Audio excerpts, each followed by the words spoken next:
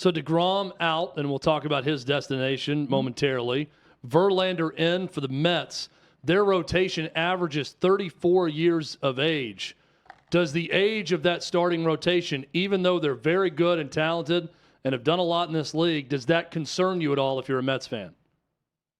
It should. I mean, the reality of it is, Scherzer didn't pitch every game last year. Verlander's going into his year 2 after that Tommy John, even though he took it slow and he's a guy that stayed healthy for the most part over his years.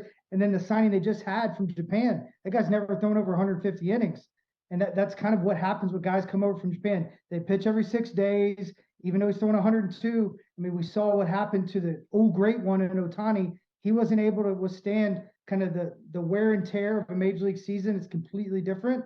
So there's going to be a lot of balance. I think the one thing that surprised me is they didn't go out, make sure that they got Bassett back. That guy is just an absolute workhorse.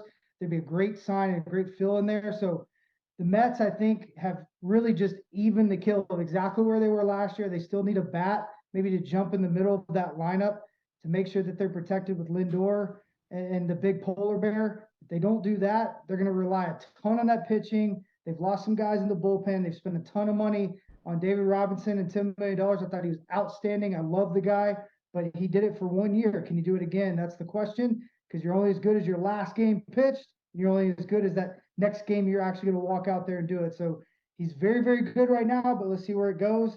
And there's a lot of money committed for a long time, so they're taking a huge risk.